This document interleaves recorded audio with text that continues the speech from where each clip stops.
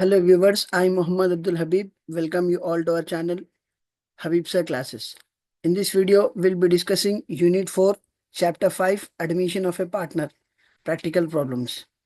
Here is the question, page number 241, question number 5. Mr. X and Y are partners sharing profit and losses in ratio 4:1. Their balance sheet as on 31st March 2020 was as under. कौन कौन partners है x और Y, इन लोगों के profit sharing ratios क्या है 4:1. 4+1 क्या होता 5. 4+1 बिकम्स 5. सो जो भी अमाउंट बांटना है, whatever is the amount is to be distributed, it should be divided into 5 shares, of which 4 shares belongs to X and 1 share belongs to Y. जो भी पैसे बांटना है उसके 5 हिस्से होंगे, जिसमें 4 हिस्से एक्स को जाएंगे, 1 हिस्सा वाई को जाएगा. और उन लोगों की बैलेंस शीट यहाँ पे दी हुई है. There are certain liabilities and some assets. They agreed to take Mr. Z into partnership with effect from 1st April 2020 on following terms. So पहले से पार्टनर्स कौन कौन है X और Y. नया बंदा कौन आ रहा बिजनेस में Z. तो Z को पार्टनरशिप में लेने के जो टर्म्स एंड कंडीशंस है वो यहाँ पे दिया हुआ है. Mr. Z brings 40,000 towards goodwill and 60,000 as capital. तो जब भी कोई नया बंदा बिजनेस में आता, वो बंदा अपने साथ एक कैपिटल के पैसे लाना, दूसरा गुडविल के पैसे लाना. तो यहाँ पे Z का कैपिटल कितना है 60,000, Z का गुडविल कितना है 40,000. Then the assets are revalued as under. Furniture 50,000, stock 78,000, debtors 58,000, and the goodwill is retained into the business. So this will be discussing during explanation. तब यहाँ पे जो असेट्स का रिवैल्यूएशन हुआ वो 3 असेट्स का रिवैल्यूएशन हुआ. First we have furniture, then stock, then debtors. यहाँ पे फर्नीचर भी है, स्टॉक भी है, डेटार्स भी है. Prepare necessary accounts and prepare balance sheet of new firm. तो अपने को लेडजर अकाउंट्स बनाना है और बैलेंस शीट बनाना है. Here is the solution. How many accounts do we prepare. कितने अकाउंट्स बनाते हम इसमें 5 अकाउंट्स बनाते. इन जनरल 5 बनाते. पहला revaluation account, the format for which is date particulars JF amount rupees, date particulars JF amount rupees. Towards extreme left will be writing DR debit, towards extreme right will be writing CR credit, and the name of the account will be revaluation account. अगर ऐसा format draw नहीं करना है तो simply particulars amount rupees draw कर सकते. Then after evaluation we'll be preparing cash account or bank account. The format will be the same. Date particulars JF amount rupees, date particulars JF amount rupees. Towards extreme left will be writing DR debit and towards extreme right will be writing CR credit. Or simply we can draw the format as particulars amount rupees, followed by the goodwill. The format will be the same. Date particulars JF amount rupees, date particulars JF amount rupees. Towards extreme left will be writing DR debit, towards extreme right will be writing CR credit, or else simply the format can be particulars amount rupees. तो ये 3 accounts हो गए, revaluation account, bank account, goodwill account. Then we'll be preparing partners capital account, the format for which is particulars X amount rupees, Y amount rupees, Z amount rupees, particulars X amount rupees, Y amount rupees, Z amount rupees. Towards extreme left will be writing DR debit, towards extreme right will be writing CR credit, and the name of the account will be taken as partners capital account, followed by balance sheet. तो अब यहाँ पे हम balance sheet बनाएंगे और इसकी जो heading आएंगी वो न्यू बैलेंस शीट करके आएंगी. New balance sheet of X, Y and Z as on 1st April 2020. The format for which will be liabilities amount rupees, assets amount rupees. Hope I am clear with the formats. Let us start the problem. Revaluation के rules क्या है? Decrease in value of asset should be recorded on debit side of revaluation and increase in value of asset should be recorded on credit side of revaluation. अगर assets की value कम हो रही तो हम revaluation के debit में लिखेंगे, assets की वैल्यू बढ़ रही तो हम रिवैल्यूएशन के क्रेडिट में लिखेंगे. मालूम कैसा होना कि कौन से एसेट की वैल्यू बढ़ रही या कौन से एसेट की वैल्यू कम हो रही. So here the adjustments are given. The assets are revalued as follows. Furniture 50,000. तो हम ये फर्नीचर की वैल्यू प्रीवियस वैल्यू से चेक करेंगे. क्वेश्चन के एसेट्स में पहले फर्नीचर क्या था 40,000 था, अभी फर्नीचर कितना हो रहा 50,000 हो रहा. सो फर्नीचर की वैल्यू जो 40,000 थी अभी उसको 50,000 करना है. So the value of furniture is been increase. So increase in the value of asset will be recorded on credit side of revaluation. किसकी वैल्यू बढ़ रही? फर्नीचर की वैल्यू बढ़ रही, so it will be shown as by furniture account. पहले क्या थी value? 40,000 थी, उसको क्या करना है? 50,000 करना है, so it is increased by 10,000. जितना बढ़ रहा उतना लिखेंगे, so by furniture account 10,000. जैसे यहाँ पे लिख दिए, हम बैलेंस शीट में जाएंगे। बैलेंस शीट में फर्स्ट असेट्स में एक लाइन छोड़ेंगे आप, जहां पे आपको बैंक की वैल्यू लिखना रहेगा। अब यहाँ पे फर्नीचर, फर्नीचर की वैल्यू पहले क्या थी? It was 40,000।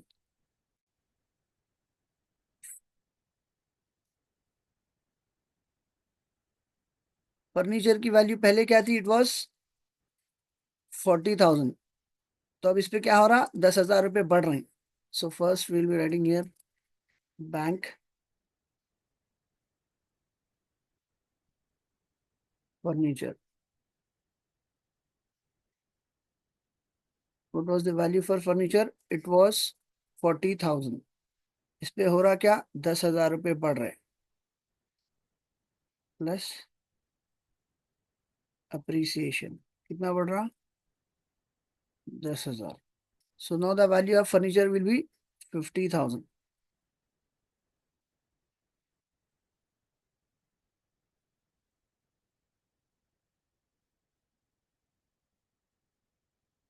Value of furniture becomes 50,000। Then furniture के बाद दूसरा एडजस्टमेंट किस पे है? स्टॉक पे है। स्टॉक 78,000, जबकि पहले स्टॉक कितना था? 80,000। तो 80,000 का जो स्टॉक था वो अभी 78 हो जा रहा, तो इसमें 2,000 रुपये कम हो रहे। So decrease in the value of asset will be shown on debit side of revaluation. तब यहाँ पे लिखेंगे टू स्टॉक अकाउंट। स्टॉक की वैल्यू क्या थी? It was 80,000। इसको कहाँ तक लाना है? 78 पे लाना है, तो अपने को 2,000 रुपये यहाँ पे कम हो रहे टू स्टॉक अकाउंट। अब इसको बैलेंस शीट में कैसे बताएंगे? First on asset side will be showing stock. Stock की वैल्यू क्या थी? It was 80,000 minus depreciation. कितने पैसे कम हो रहे? 2,000 कम हो रहे, so it becomes 78,000। Then after stock we have debtors. Debtors की वैल्यू पहले कितनी थी? 60,000 थी, अभी कितना हो रहा? 58। So again the value of asset is been decreased, so decrease in the value of asset will be shown on debit side of revaluation. तो यहाँ पे किसकी वैल्यू कम हो रही? डेटार्स की वैल्यू कम हो रही, जिसको आप हमेशा पीबीडी करके लिखेंगे, to provision for bad debts account. कितने पैसे कम हो रहे? 2,000 रुपये कम हो रहे। पहले स्टॉक की वैल्यू, डेटार्स की वैल्यू क्या थी? It was 60,000। इसको कहाँ तक लाना है? 58,000 करना है। So again there is decrease in the value of asset by 2,000। इसको बैलेंस शीट में कैसा बताएंगे आप? सबसे पहले डेटार्स। डेटार्स की वैल्यू कितनी थी? It was 60,000। अब इसमें कितना कम हो रहा?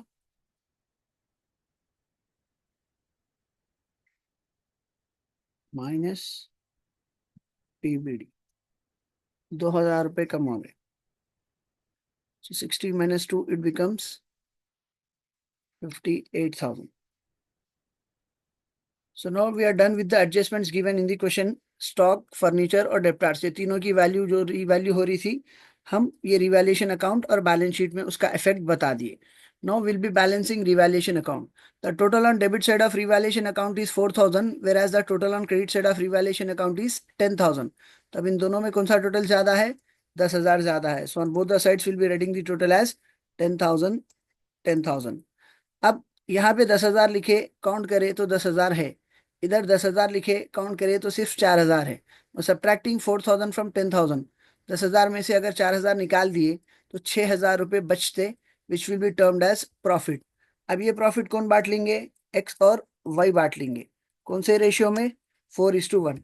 To profit transfer to X capital account.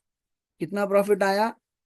6,000 into ratios क्या होंगे? 4:1। 4 + 1 it becomes 5, so it will be shown as 4/5। फिर और किसको देंगे हम, वाई कैपिटल, क्योंकि ये प्रॉफिट ओल्ड पार्टनर्स बांट लेंगे, तो हम इन दोनों के उसमें दोनों के रेशियोज के हिसाब से बांटेंगे। Here the calculation will be shown as 6,000 into 1/5। तो 6,000 के जब आप 5 हिस्से करेंगे, एक हिस्सा 1,200 का आएगा। 6,000 कैसा बांटेंगे हम, पहले 5,000 बांटेंगे, 5 हिस्सों में एक एक हजार आ जाएगा। फिर 1,000 बांटेंगे तो 5 हिस्सों में 200 आ जाएंगे। तो एक बंदे को क्या आ रहे, 1,000 और 200, 1,200। So if we divide 6,000 into 5 shares, the value for each share is 1,200. As X has 4 shares, he'll be getting 4,800. Y has 1 share, so he'll be getting only 1,200. So to X capital 4,200, to Y capital 1,200. Then coming to bank account. Bank account में सबसे पहले हम क्या करेंगे, to balance brought down लिखेंगे।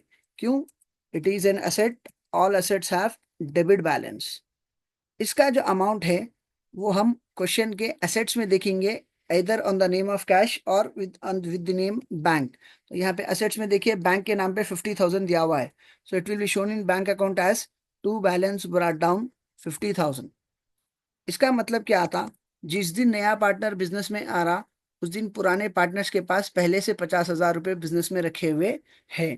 सो as soon as we write to balance brought down in bank account, similarly we need to write by balance brought down in partners capital account.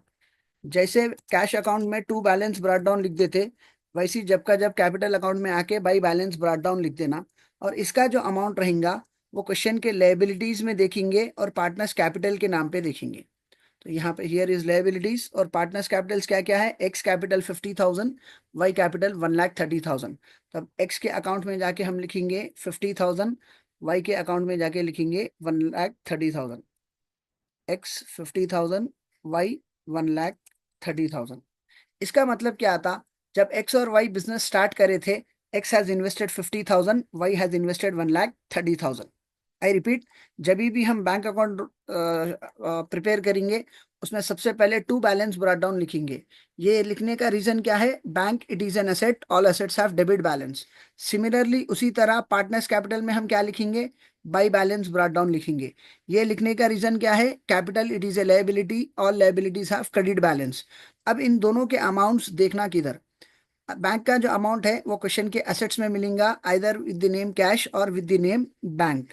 Capital का जो amount है वो question के liabilities में मिलेगा, जो भी पार्टनर्स है उन लोगों के नाम के साथ वो उन लोगों के कैपिटल्स दिया हुआ रहेगा। ये जो बैंक 50,000 है, इसका मतलब क्या, जब भी नया पार्टनर बिजनेस में आ रहा, जिस दिन भी बिजनेस में आ रहा, उस दिन पुराने पार्टनर्स के पास पहले से इतना पैसा रखा हुआ है। ये जो अमाउंट है 50,000 और 1,30,000, इसका मतलब क्या आता, when X and Y has started the business, X has invested 50,000, Y has invested 1,30,000। Now coming to bank account. Bank account का रूल क्या है, पैसे आ रहे डेबिट में लिखना, पैसे जा रहे क्रेडिट में लिखना। What is the rule for preparing bank account, if amount is coming it should be recorded on debit side of bank account, if amount is going then it should be recorded on credit side of the bank account। तो अब यहाँ पे और नया बंदा कौन आ रहा business में, जेड। तो जेड अपने साथ क्या क्या लेके आएगा, when ever A new partner is being admitted into the business, he should pay towards capital and goodwill. तब यहाँ पे जेड जो है ना अपने साथ 60,000 कैपिटल लेके आ रहा और 40,000 गुडविल लेके आ रहा। तो बैंक अकाउंट के रूल्स क्या है, पैसे आ रहे तो डेबिट में लिखना। तो अब कैपिटल का पैसा आ रहा 60,000 और गुडविल का पैसा आ रहा 40,000। तो both these will be shown on debit side of bank account, क्योंकि बैंक अकाउंट का रूल है पैसे आ रहे तो डेबिट में लिखना। कौन ला रहे पैसे, जेड। सबसे पहले कौन सा पैसा आएगा, कैपिटल का पैसा आएगा, so it will be shown as to Z capital account. कितने पैसे आ रहे, 60,000, to Z capital account, to Z capital account 60,000। फिर कैपिटल के साथ और कौन सा पैसा आ रहा, गुडविल का पैसा आ रहा, so it will be shown as to goodwill account. कितना पैसा आ रहा गुडविल का, 40,000। अब नया बंदा आने से पहले ये लोगों के पास कितने पैसे थे, 50,000 थे। अब नया बंदा जो है ना अपने साथ कैपिटल के 60,000 ला रहा और 40,000 गुडविल के ला रहा। तो अब ये लोगों के पास कितना पैसा हो गया, 60 प्लस 40, 1,00,000 प्लस 50, 1,50,000। तो हम दोनों तरफ अभी यहाँ पे टोटल क्या लिखेंगे, the total will be shown as 1,50,000। 1,50,000.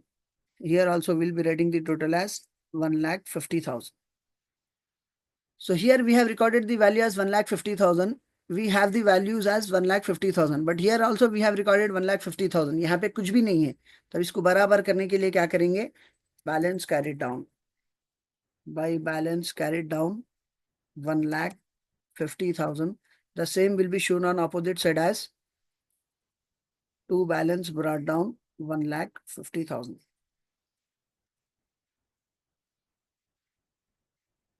To balance brought down 1,50,000. अब यहां से सिंपल टेक्निक क्या है? सुबह के अकाउंट में शाम का नाम लिखे, शाम के अकाउंट में सुबह का नाम लिखेंगे। दिन के अकाउंट में रात का नाम लिखे, रात के अकाउंट में दिन का नाम लिखेंगे। हम के अकाउंट में तुम का नाम लिखे, तुम के अकाउंट में हम का नाम लिखेंगे। बैंक के अकाउंट में जेड कैपिटल का नाम लिखे, जेड कैपिटल के अकाउंट में बैंक का नाम लिखेंगे। इधर डेबिट में लिखे, उधर क्रेडिट में लिखेंगे। सो जेड कैपिटल अकाउंट किधर है? पार्टनर्स कैपिटल में है। अब यहाँ पे जेड कैपिटल डेबिट में भी है, जेड कैपिटल क्रेडिट में भी है। तो हम बैंक के अकाउंट में जेड का नाम डेबिट में लिखे थे, तो जेड के अकाउंट में बैंक का नाम क्रेडिट में लिखेंगे।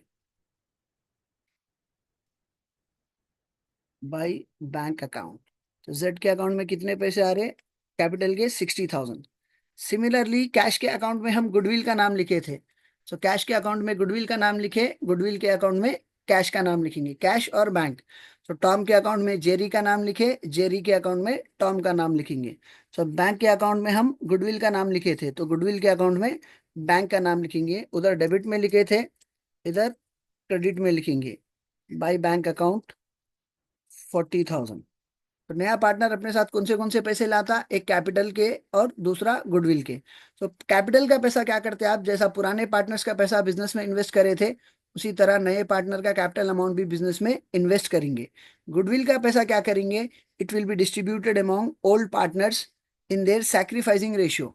बट यहाँ पे हम सैक्रिफाइसिंग रेशियो कैलकुलेट नहीं कर रहे, making an assumption that old partners are sacrificing in the same ratio as they are sharing in their old profit sharing ratio. अमूमन गुडविल का जो अमाउंट है वो पुराने पार्टनर्स में सैक्रिफाइसिंग रेशियो में बढ़ता। बट हम यहाँ पे ये अजम्पशन, क्योंकि यहाँ पे ओल्ड रेशियो न्यू रेशियो दिया हुआ नहीं है, तब हम क्या कर रहे हैं? जो भी ओल्ड रेशियो है वही उन लोगों का सैक्रिफाइसिंग रेशियो है समझ के डिस्ट्रीब्यूट कर दे रहे। So this amount will be distributed among old partners as to X capital account. कितने पैसे बांटना है? 40,000 गुडविल के बांटना है। क्या है उन लोगों के रेशियोज? 4:1। 4+1 it becomes 5। तो 40,000 के 5 हिस्से होंगे, जिसमें 4 हिस्से एक्स को जाएंगे और एक हिस्सा वाई को जाएगा। 40,000 इंटू 1/5। तो 40,000 के जब हम 5 हिस्से करेंगे, एक हिस्सा 8,000 का आएगा। 40,000 when divided into 5 shares, the value for each share will be 8,000. X has 4 shares, so X को 4 हिस्से मिलेंगे। 8, 8, 16, 8, 8, 16, 16, 16, 32,000। Y का एक ही हिस्सा है, तो ये बंदे को क्या मिलेंगे? 8,000 मिलेंगे। तो अब इन दोनों का जो 40,000 जो आए थे वो खत्म हो गए, तो दोनों तरफ टोटल लिखेंगे आप 40,000, 40,000।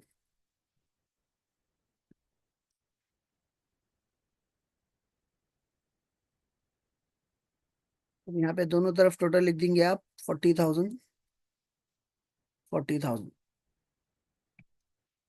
तो coming to same technique, Sunday के अकाउंट में मंडे का नाम लिखे, मंडे के अकाउंट में संडे का नाम लिखेंगे। सो गुडविल के अकाउंट में एक्स और वाई का नाम लिखे थे, तो एक्स और वाई के अकाउंट में गुडविल का नाम लिखेंगे। इधर डेबिट में लिखे थे, इधर क्रेडिट में लिखेंगे। तो गुडविल के अकाउंट में, पार्टनर्स कैपिटल के अकाउंट में आके लिखेंगे बाय गुडविल अकाउंट। तो एक्स को कितने पैसे मिल रहे? 32,000। वाई को कितने पैसे मिल रहे? 8,000। देन रिवैल्यूएशन का जो प्रॉफिट आया था 6,000, हम वो एक्स और वाई में बांटे थे। तो रिवैल्यूएशन के अकाउंट में जिस तरह एक्स और वाई का नाम लिखे, अब एक्स और वाई के अकाउंट में उसी तरह रिवैल्यूएशन का नाम लिखेंगे। इधर डेबिट में लिखा हुआ था, इधर क्रेडिट में लिखेंगे। As we have recorded the name of X capital and Y capital in revaluation account, similarly will be writing the name of revaluation in X capital and Y capital account. Here it was recorded on debit side, here it will be recorded on credit side. तब यहाँ पे goodwill के बाद लिखेंगे bye revaluation. X को क्या मिल रहा था? by revaluation account he got 4800, 4800, y को 1200 आए थे. Then after this there are two items which we need to remember for every problem. दो चीजें ऐसे रहते हैं जिससे रिलेटेड क्वेश्चन में कोई एडजस्टमेंट नहीं देता. एक है जनरल रिजर्व्स, दूसरा है profit and loss. And both this we need to check first on liability side. General reserves आपको हमेशा लायबिलिटी में दिया हुआ रहता. प्रॉफिट एंड लॉस लायबिलिटी में भी दे सकता, असेट में भी दे सकता. अगर प्रॉफिट एंड लॉस लायबिलिटी में दिया हुआ है तो ये पुराने प्रॉफिट्स है. अगर प्रॉफिट एंड लॉस एसेट्स में दिया हुआ है तो ये पुराने लॉसेस है. तो अब यहाँ पे फर्स्ट जनरल रिजर्व्स देखेंगे हम. जनरल रिजर्व्स कितना है? 30,000 है. और जनरल रिजर्व्स हमेशा आपको लायबिलिटी में ही दिया हुआ रहेगा. तो ये जनरल रिजर्व्स का जो अमाउंट है ये पुराने पार्टनर्स मेंटेन करे हुए हैं. कितना मेंटेन करे हुए हैं? 30,000. So before the admission of a new partner this amount should be distributed among old partners in their old profit sharing ratio. नया बंदा जिस दिन बिजनेस में आ रहा उस दिन वो बंदा आने से पहले ये जो पुराने रिजर्व्स पुराने पार्टनर्स मेंटेन करे थे ये पुराना रिजर्व्स का अमाउंट पुराने पार्टनर्स को उन लोगों के पुराने प्रॉफिट शेयरिंग रेशियो में बांट दिया जाएगा. सो पुराना ओल्ड प्रॉफिट शेयरिंग रेशियो क्या है? 4:1.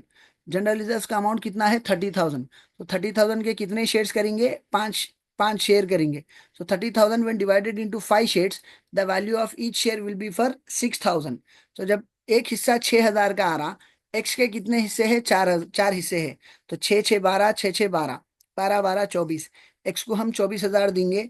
वाई का एक हिस्सा है तो वाई को हम 6,000 देंगे. तो पार्टनर्स कैपिटल के क्रेडिट में लिखेंगे by general reserves 24,000 for X, by general reserves account X के 24,000, Y के 6,000. Then similarly we'll be looking for profit and loss. Profit and loss अगर लायबिलिटी में दिया हुआ है तो ये पुराने प्रॉफिट्स है. अगर असेट्स में दिया हुआ है तो पुराने लॉसेस है. तभी ये प्रॉब्लम में अपने को प्रॉफिट एंड लॉस कहाँ दिया हुआ है? It is given on liability side. तो ये पुराने प्रॉफिट्स है. तो पुराने प्रॉफिट्स पुराने पार्टनर्स में ओल्ड रेशियो में बांटेंगे. 10,000 के 5 हिस्से करें आप तो एक हिस्सा 2,000 का आएगा. एक्स के 4 हिस्से है सो हिल बी गेटिंग 8,000. वाई का एक हिस्सा है सो हिल बी गेटिंग 2,000. यहाँ पे लिख देंगे आप by profit and loss account.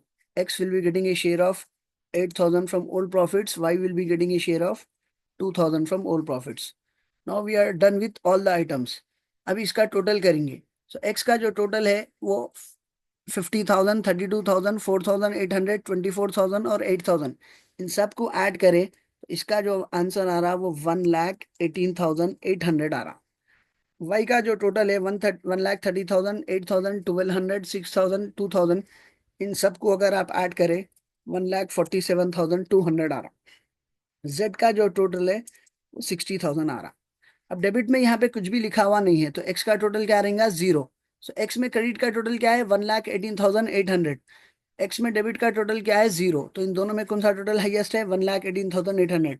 So on both the sides we'll be writing the total as 1,18,800 for X, 1,47,200 for Y, 60,000 for Z. अब यहाँ पे कुछ भी नहीं है तब इसको बराबर करने के लिए क्या करेंगे आप? To balance C by D. X 1,18,800, Y 1,47,200, Z 60,000. The same will be shown on opposite side as by balance brought down.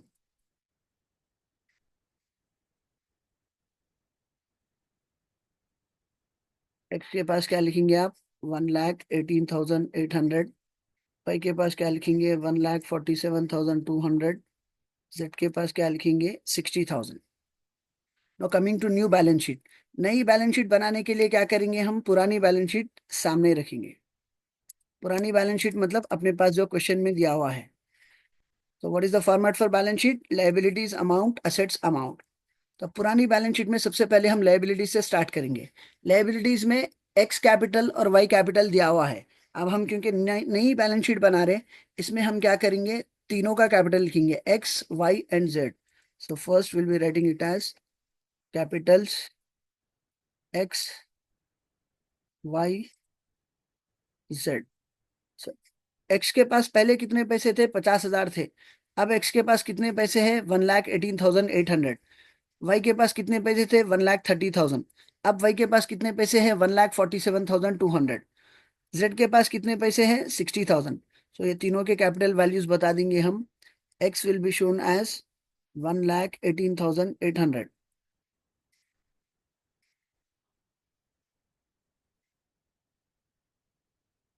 X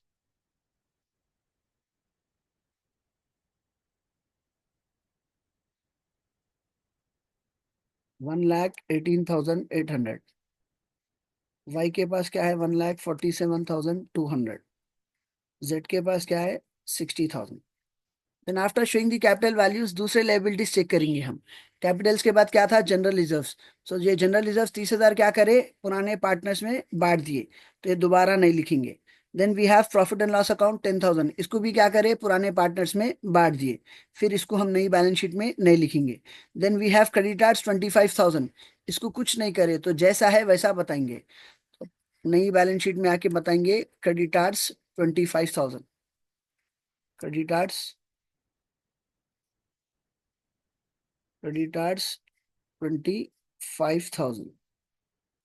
फिर इसके बाद है बिल्स पेएबल 5,000, इसको भी हम कुछ नहीं करे थे, तो जैसा है वैसा लिखेंगे। Bills payable 5,000।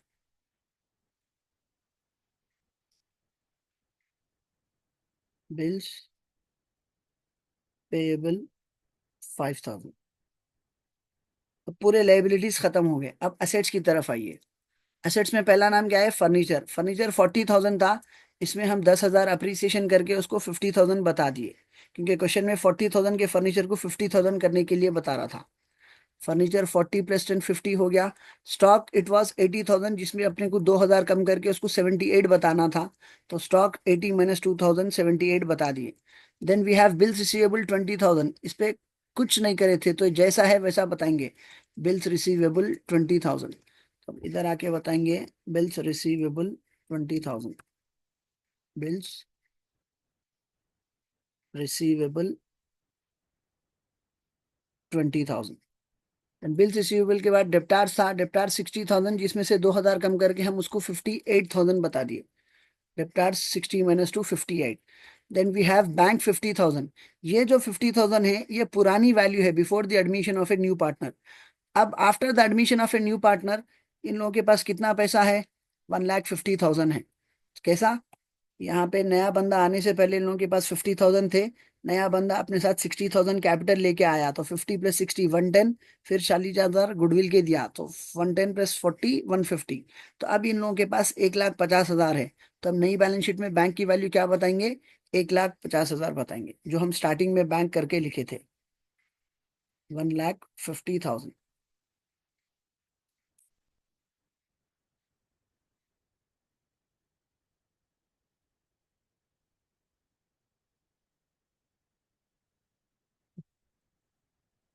अभी हम पूरे लाइबिलिटीज खत्म हो गए और पूरे एसेट्स खत्म हो गए। Just will be doing the total for new balance sheet. So the total should be the same on liability side as well as on asset side. तो अब इन सबको अगर हम ऐड कर रहे, इन लोगों का टोटल 3,56,000 आना। 3,56,000 on liability side and 3,56,000 on asset side. तो अगर इन दोनों का टोटल दोनों तरफ सेम आया तभी अपना प्रॉब्लम सही है, अदरवाइज हम कहीं ना कहीं कुछ गलती करें। Hope you have understood the topic. See you all in next video. Thank you.